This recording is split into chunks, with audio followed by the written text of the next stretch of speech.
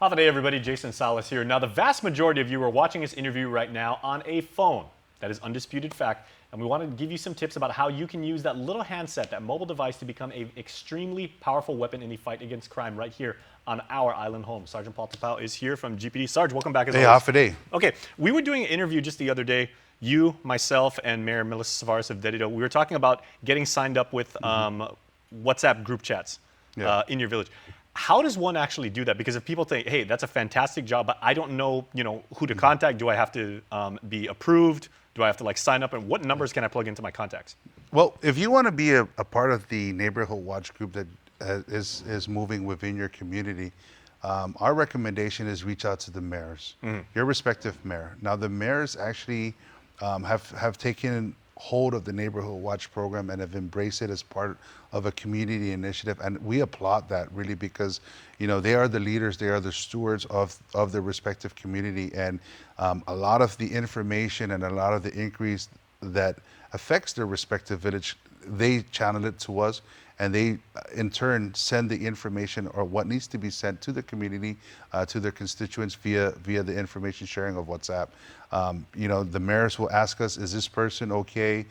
You would have to be vetted by the members of that's a part of that group, because it really, there's a lot of information that's being shared about suspicious individuals, suspicious activities, and there's a vetting process that they do, and they reach out to us and they ask us, what do you think this individual is a viable candidate for a neighborhood watch?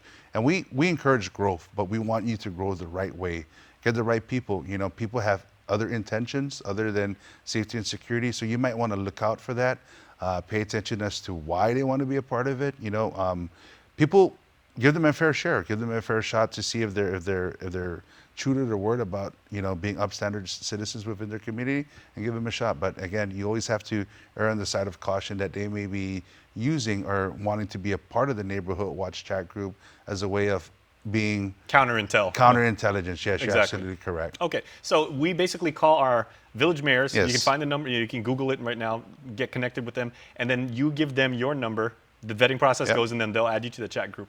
How noisy are these chats? Because I don't want my phone going off 1,300 times every 24 hours, waking me up at 4 in the morning. Yes, I'm glad you asked that, because there are rules and everything in reference to how do you utilize the chat group. And with my chat group, the Sinanya Neighborhood Watch Group, we stress it that it's only for suspicious or criminal activities, what to put out there, and we stress that you immediately call 911. Provide that Stay information. Yes, and every time somebody falls astray, it's a constant reminder that, hey, this chat group is exclusively for information sharing about suspicious or criminal activities within the community.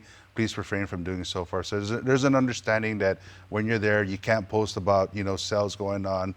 You can't post happy birthday. No remarks. Memes, no idle chatter. Absolutely. It's serious because there's incidents where we are actually doing real-time situations in which we link up and we're able to receive that information, and we're able to deploy officers to the scene, and we're able to deploy officers to that particular incident where we need the line of communication. And if it's interrupted with a meme that's making foolish jokes, it really takes away from the purpose of the chat group. So, and technically, that's police evidence too. When stuff that goes on there. So we want to keep the channels clean and clear so that you guys can do your job. I mean, it's paid dividends with the Guam Police Department, where case in point with I want to highlight the Naki or the Chalampago Naki Street Neighborhood Watch Group, where they foiled a home invasion where they were able to utilize their chat group to seek help.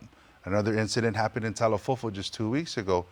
She couldn't, the individual, there was a suspicious individual outside. They immediately put it in the chat group, and within minutes, constituents within that village were able to converge, provide assistance, maintain communication. So, you see the different functions of a chat group and how it helps, and it really is owning up to it and understanding the responsibilities of the individuals and the purpose of the chat group. So for my peace of mind as a citizen, I can make sure that whatever goes on in that chat group, it's not going to be, Chicken Little, oh my gosh, the sky is falling and everything. No. Anytime that notification goes off for that, something's happening and I should really listen up. And it really is about situation and awareness. And that's why we stress, that if you're in charge if you're the administrator of your neighborhood watch chat group, continue to stress that this is only for information sharing, and it's the power of awareness. Because if you're asleep and you wake up and you discover that something had occurred, you can actually go outside and make assessments.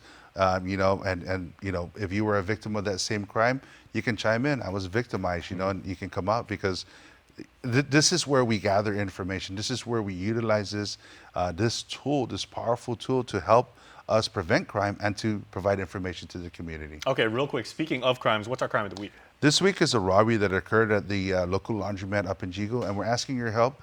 There is surveillance cameras and everything that have assisted the Guam Police Department, but we need more information, and a great opportunity to be a steward of the community. Utilize the Guam Crime Stoppers and submit a tip online. All right, here's what you can do to help our friends up north.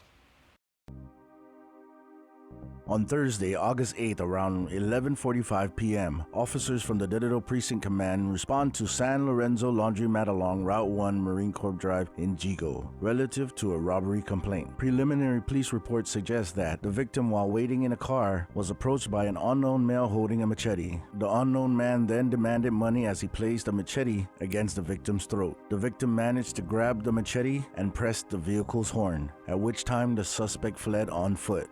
As a result of this incident, the victim was unharmed and only described the unknown man as possibly being local. If anyone has any information about this crime or any other crime, you can call our 24-hour hotline at 477-HELP, that's 4357, or submit a tip online at guam.crimestoppersweb.com. All calls will remain completely confidential, and a cash reward of up to $1,000 could be paid if the information provided leads to an arrest and a grand jury indictment. Your call does make a difference.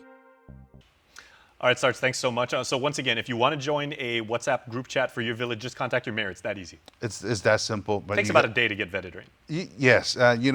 Understand what they ask of you and everything, and understand the power that you have to make a difference in your community and to help safeguard your community. That's what we're asking for each individual that wants to be a part of the neighborhood watch group. All right, thanks so much, Sarge. We'll see you next week. Appreciate it. Thank you so much. It is the power of the network, so make sure that you get linked up in your neighborhood or your village. And we'll be right back after this.